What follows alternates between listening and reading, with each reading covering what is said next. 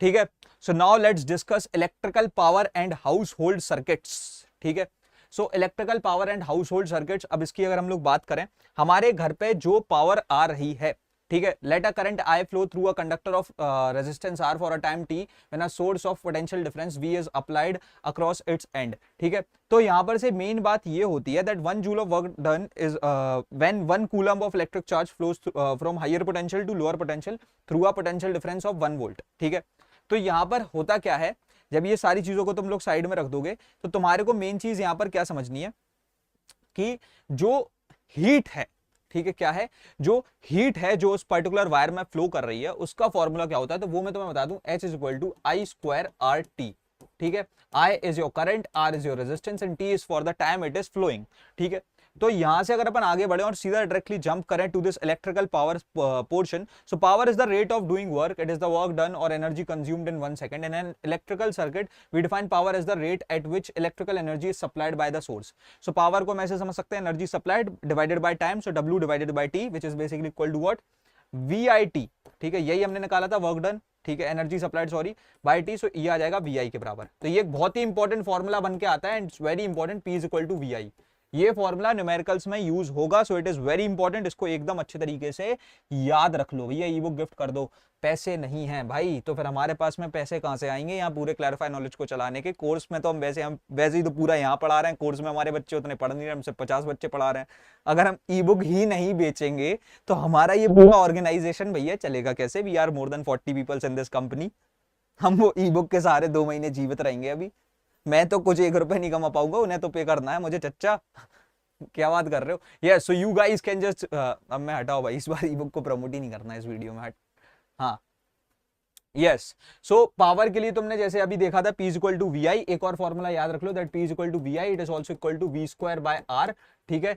और एक तो अपन ने पहले ही देख लिया था that V is equal to IR, उसी के थ्रू हमने यहाँ पर से एक और ये चीज बना दी। ठीक है। और and it is also equal to what, V square, क्योंकि आई स्क्वायर R स्क्वायर हो जाएगा, तो ये हो जाएगा I square R।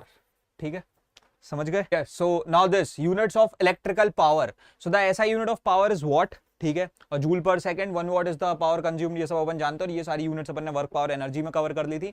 Commercial unit of energy क्या होती है? KWH होती है, which is basically equal to 3.6 into 10 to the power 6 mega joule, sorry 3.6 mega joule और 3.6 into 10 to the power 6 joule. ठीक है। उसके बाद में the electricity bill which one page is the bill for consuming energy which is needed to keep the electrons flowing in the circuit.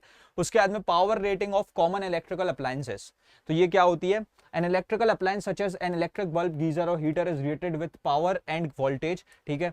तो वो उनकी जो एक वोल्टेज रीडिंग आती है पर्टिकुलर, उसी हिसाब से उनको यूज किया जाता है। The following 2 quantities can be calculated from this rating, resistance of filament of the bulb when it's glowing, ठीक है, और safe limit of current which can flow through the bulb while in use. ये अभी अपन पढ़ेंगे बहुत अच्छे तरीके से। ठीक है।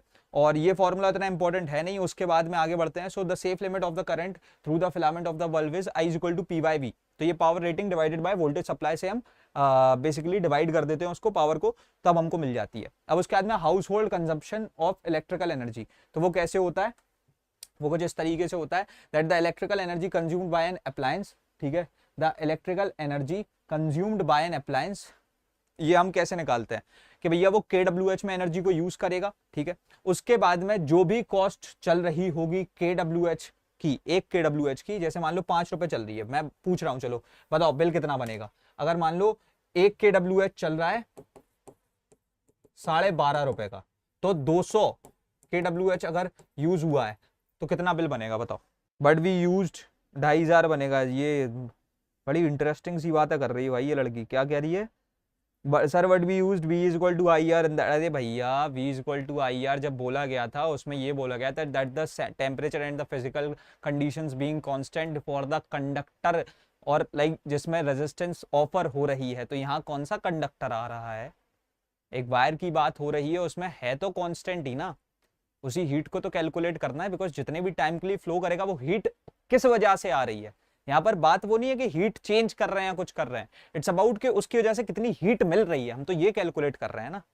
तो इसमें टेम्परेचर ऊपर नीचे करने वाली बात कहां से आ गई? ठीक है। So heating effect of electric current, now we are on this. तो ये हमने निकाल दिया था that H is equal to I square RT। ठीक है। उसके बाद में अब आ जाते हैं हम लोग transmission of power from the generating station to consumer. अब सीधे यहां पर देखो बॉयलर टर्बाइन जनरेटर्स, इसके थ्रू जो है ना 11 किलोवाट पे निकली। अब यहाँ पर हमारे पास आया एक step up, grid sub station पे आया, हम स्टेप अप किया 132 किलोवाट पे। टावर्स के थ्रू हम लोग यहाँ पर आए मेन सब स्टेशन पे, स्टेप डाउन किया 33 किलोवाट पे। उसके बाद में जो ना हम लोगों ने यहाँ पर स्टेप अप किया वापस से इंटर सब मीडिएट सब स्टेशन पे, ये आ गया 11 किलो वोल्ट पे, ठीक है। और यहाँ से हमने स्टेप डाउन किया वापस, तो 220 वोल्ट पे हमारे में सिटी कंज्यूमर्स पे लाइट आने लगी। तो ये पूरा एक ट्रांजिशन होता है, इसका तुम स्क्रीनशॉट ले सकते हो and now you guys can study from this. वैसे भी तो मैं ये नोट्स में पूरे प्रोवाइड कर ही दूंगा एंड में, ठीक है। So the electric connections for the supply of electric power from the city substation to the distribution box through a meter, main fuse and main switch are shown below. कुछ इस तरीके से होता है। देखो ये हमारे पास 3 वायर्स आई। कौन कौन सी 3 वायर्स आई? Earthing wire, neutral wire, live wire. मैं पहले ही थोड़ा सा क्लियर कर दूं तुम्हें about all these 3 wires. Earthing wire is for safety, neutral wire is the return path, ठीक है, and then live wire is the main wire, it is the main phase wire, ठीक है। तो 3 वायर्स आई KWH metre में। यहां से तुम देख सकते हो अर्थिंग वाली वायर जो है ना सीधे ग्राउंड में चली गई। यहां से तुम देख सकते हो ये लोकल अर्थिंग हो गई हमारी, ठीक है। उसके बाद में तुम यहां से देखोगे कि लाइव और न्यूट्रल वायर जो हमारी गई, लाइव वायर पे फ्यूज लगा दिए, न्यूट्रल पे क्यों नहीं लगाया भैया? वो रिटर्न पाथ है ना, करंट आते ही में कुछ ब्लास्ट ना हो जाए इसलिए फ्यूज लगाते हैं, ठीक है। उसके बाद में तुम देख सकते हो ये डबल पोल स्विच वगैरह कुछ बना रखा है, जो कि इतना जरूरी भी ऐसे है नहीं, ठीक है। तुम एंड में पढ़ोगे इसमें अभी मेरे साथ में, ठीक है। The neutral and earth wires are connected together at the local substation so that they are at the same potential, ठीक है। और उसके बाद में देखो याद रखना तीनों वायर्स में से 220 वोल्ट किसका होता है? लाइव का। बाकी दोनों का जो ना सेम ही होता है, न्यूट्रल और अर्थ का 0-0, ठीक है। उसके बाद में अगर हम आगे बढ़े, before the electric line is connected to the meter in a house, a fuse of high rating is connected in the live wire at the pole और जस्ट बिफोर द मीटर, क्योंकि इसके थ्रू सेफ्टी मेंटेन की जाती है। The cable is then connected to a KWH meter, is usually mounted on the front or outside wall of the house. तुमने देखे भी होंगे मीटर्स कैसे होते हैं हमारे यहाँ, ठीक है। कवरिंग इसकी जो है अर्थेड होती है। The earth wire from the meter is locally earthed, ठीक है। अब हाउस वायरिंग अगर हम करते हैं तो 2 तरीके की करते हैं, ट्री सिस्टम और रिंग सिस्टम। अब मेरे को जल्दी से ये बता दो कौन सा सिस्टम? शायद से रिंग सिस्टम आ रहा है, ट्री सिस्टम तो आ ही नहीं रहा है ना। ट्री सिस्टम नहीं पढ़ना है ना अपन को, क्यों गाइस बताओ? इसलिए मैंने कुछ भी नहीं हटवाया था कि मैं सीधा इधर पे आके पूछा करूंगा कि भाई क्या नहीं पढ़ना है, तुम तो ये बताओ। Ring only, right? हाँ भाई रिंग ही आता है भाई, मैंने पहले भी पढ़ा रखा है इसी साल में भैया। आप तो मुझे बिल्कुल ही गधा समझ रहे हैं। Yes, the ring system. अब रिंग सिस्टम में हम क्या करते हैं, तीनों ही तुम देख सकते हो लाइव, न्यूट्रल, अर्थ वायर को लेके आए हमने। यहाँ पर से लाइव वायर पे 30 एम्पियर का फ्यूज बॉक्स लगा दिया कि इससे ऊपर रीडिंग ना जाए। ये हमारा मेन फ्यूज बॉक्स हो गया। अंदर आया, हमने पूरे में ऐसे एक रिंग की तरह घुमा दिया। So now we just want to use any sort of appliance, हम उसे कहीं से भी कनेक्ट कर सकते हैं। तुम देख सकते हो यहाँ पर एक लैंप कनेक्ट कर दिया, यहाँ सॉकेट आउटलेट कर दिया, यहाँ पर हमने फैन लगा दी, कोई अदर एप्लीकेशन लगा दी, ठीक है। तो भैया इसके जो ना फर्स्ट ऑफ ऑल देखो यहाँ पर से this system has a ring circuit, the wire starting from the main fuse box run around all the main rooms of the house and then come back to the fuse box again forming a ring. Then उसके बाद में one terminal of the appliance is connected to the live wire through a separate fuse and a separate switch and the other terminal to the neutral wire. The earth terminal or metal covering of the appliance is connected to the earth wire. Advantages की अगर हम लोग बात करें, ठीक है, advantages की अगर हम लोग बात करें यहाँ पर, so now the thing is कि the ring system has the following advantages. In the ring system the current can travel to an individual appliance through 2 separate paths, ठीक है, 2 सेपरेट पाथ्स के थ्रू वो जा सकता है, ठीक है। उसके बाद में in this system plugs and sockets of the same size can be used, आप कैसे भी यूज करो क्योंकि आप मेन लाइन से कनेक्शन ले रहे हो। While installing a new appliance, आपको कहीं से भी आप कनेक्शन ले सकते हो क्योंकि दो साइड से लाइक कनेक्शन पॉसिबल है। Each appliance has a separate fuse, तो एक अप्लायंस अगर कुछ भी फॉल्टी होता है तो बाकी को कुछ होगा नहीं, ये भी एक इसका एडवांटेज होता है, ठीक है। अब advantages of connecting the appliance in parallel, क्योंकि इससे क्या होता है अगर आप सीरीज में ऐड करोगे ना उन्हें, तो मान लो सीरीज में क्या होता है, they are in the same line. तो अगर मान लो यहाँ पर एक बल्ब है और यहाँ पर, और इधर पे कोई फॉल्ट आ गई तो ये भी उड़ेगा और ये भी उड़ेगा। वेरएज अगर मान लो ऐसे में एडेड है, एक बल्ब यहाँ एक बल्ब यहाँ, और इस लाइन में प्रॉब्लम आई तो सिर्फ यही एक अप्लायंस जो ना खराब होगा, बाकी दूसरा अप्लायंस बच जाएगा, ठीक है। उसके बाद में disadvantages of connecting the appliance in series, क्योंकि उससे क्या होता है the voltage of the source is divided in all the appliances, ठीक है। तो हाँ प्रॉपर्ली भाई एक ही बार पे लोड बहुत आ जाता है। On connecting one or more appliance in the same circuit the resistance of the circuit will increase, ठीक है, तो एक रेजिस्टेंस भी बढ़ जाएगी, ठीक है। तो बिल का खर्चा बढ़ेगा। All appliances connected in series operate simultaneously, none of the appliance can be operated independently, क्योंकि आप एक लाइट जलाओगे सारी जलेंगी। ये होता है झालर में, ठीक है, झालर देखी तुमने जो हमारे घर पे डलती हैं।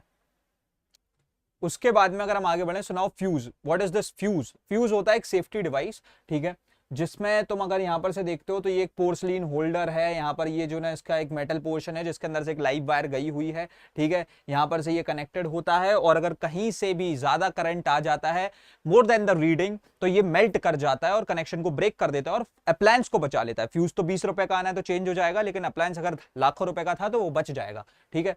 तो ये एक बहुत ही बढ़िया तरीके का डिवाइस है which permits the flow of current to a particular amount of reading, जो कि इसमें सेट की जाती है, ठीक है। इसकी वर्किंग कैसी होती है? When the current in the circuit exceeds the specified value, तो वो अपने आप फ्यूज हो जाएगा और कनेक्शन ब्रेक कर देगा, ठीक है। And it is always connected in the live wire, क्योंकि अगर आप न्यूट्रल में कनेक्ट कर दो तो क्या ही फायदा मेरे भाई, वहां से तो करंट आ ही नहीं रहा था। उसके बाद में reasons for connecting the fuse in the live wire, क्योंकि ऑब्वियसली भैया the fuse is always connected in the live wire of the circuit because of the like voltage fluctuation अगर कभी भी होता है तो वो लाइव वायर में होगा, ठीक है। If the fuse is put in the neutral wire, तो हमेशा तब भी लाइव वायर से कोई भी अप्लायंस कनेक्टेड तो रह गई, तो वो तो आपको इलेक्ट्रिक शॉक भी लग सकता है, कुछ भी हो सकता है, ठीक है। और उसके बाद में current rating of a fuse, अब इसकी अगर हम बात करें तो इसको हम कैसे निकालते हैं भाई, पावर बाय वोल्टेज करके, V बाय आई करके, सॉरी P बाय V करके, ठीक है। इस तरीके से आप करंट रेटिंग निकाल सकते हो, I is equal to P by V, ये याद रखना, ठीक है। उसके बाद में अगर हम आगे बढ़े तो MCB, it is miniature circuit breaker, जो कि अब हमारे घर में होने लगे हैं, एंड ये बहुत ज्यादा जल्दी, अब ये फ्यूज की जगह हम इनको यूज करते हैं, क्योंकि बेसिकली फ्यूज थोड़ा सा वो भी क्विक रिस्पॉन्स देता था, लेकिन ये क्विकेस्ट रिस्पॉन्स देते हैं in a very short time duration. और अगर ये खराब भी हो जाए, जैसे फ्यूज को रिप्लेस करना पड़ता था, इन्हें कुछ नहीं, आपकी MCB गिर जाती है, उसे बस उठाना होता है एंड इट्स वर्किंग अगेन। तो ये बहुत ज्यादा इजी टू यूज होती है, थोड़ी महंगी जरूर होती है, लेकिन इट्स इजी टू यूज, और सब घरों में MCB ही रहती है, फ्यूज कहीं यूज नहीं होते। उसके बाद में स्विचेस की बात करते हैं, तो स्विच क्या होता है? ऑब्वियसली ऑन ऑफ डिवाइस होता है, जिसकी वर्किंग तुम ऐसे समझ लो कि ये ऐसे स्विच है, ठीक है। अब अगर इसे तुम जो ना ऑन कर दोगे तो ये जुड़ जाएगा, ऑफ रखोगे तो ये सर्किट को लाइक ओपन रखेगा, और अगर तुम इसे ऑन कर दोगे तो सर्किट को क्लोज कर देगा, ठीक है। उसके बाद में circuits with dual control switches, staircase wiring, ठीक है। तो यहां पर होता क्या है, एक ही ऐसे होता है कि ordinary switches used in the live wire to switch the appliance on and off are single pole, लेकिन वो डबल पोल स्विचेस होते हैं, वो दो जगह से ऑन हो सकते हैं, दो जगह से ऑफ हो सकते हैं। वही हमारे लॉन्ग कॉरिडोर्स में या फिर जो ना तुम्हारे कोई स्टेयरकेस वायरिंग सिस्टम में वही सब इस्तेमाल हो रहे होते हैं, डबल पोल स्विचेस, ठीक है। उसके बाद में अर्थिंग जो होती है, तुम देख सकते हो एक अर्थिंग वायर, लाइक अर्थिंग में क्या होता है, एक अर्थ वायर जैसे जाती है प्रॉपर, थिक कॉपर वायर होगी, हॉलो पाइप के थ्रू निकलेगी, यहाँ पर एक कॉपर प्लेट होगी और उसके वो सराउंडेड होगी by the mixture of charcoal and salt, और उससे जो भी शॉक होगा वो इधर पे अब्सॉर्ब हो जाएगा, ठीक है। तो ये एक बहुत ही बढ़िया तरीका है सेफ्टी का, ठीक है। और अर्थिंग कुछ इसी तरीके से करते हैं। अर्थिंग जो है ना अलग से देख सकते हो, मेटेलिक केस से, एक जो भी अप्लायंस है उसके मेटेलिक केस से हम लोग एक वायर डाल देते हैं करंट, जिससे अगर कोई बंदा जाके मेटेलिक पार्ट को टच भी करे तो उसे शॉक ना लगे, वो जो भी शॉक है वो नीचे चारकोल सॉल्यूशन में चला जाए। उसके बाद में आगे अगर हम बढ़ते हैं, सो 3 पिन प्लग एंड सॉकेट। सो इसमें याद रखना हमेशा टॉप वाले में तो वो थोड़ा सा थिक भी होता है, if you have seen a plug, तो वो थिक भी होता है, वो अर्थिंग के लिए रहता है। एंड देन उसके बाद में left is for live and right is for neutral, and same socket के लिए भी यही सेम चीजें होती हैं, बस ये समझ लो ये प्लग है और ऐसे कर दो तो सॉकेट है, ठीक है। सॉकेट में बस वो इंसर्ट होता है, दिस इज द सॉकेट, ठीक है। उसके बाद में safety precautions while using electricity, सबसे पहले तो भाई ओवर हीटिंग नहीं करनी चाहिए और कभी भी गीले हाथ टच नहीं करने चाहिए, क्योंकि भाई उससे इलेक्ट्रिक शॉक लग सकता है, ठीक है। और अगर पुअर इंसुलेशन ऑफ वायर्स है तो भी आपको शॉक लग सकता है, तो हमेशा अच्छी वायर्स का इस्तेमाल करना चाहिए,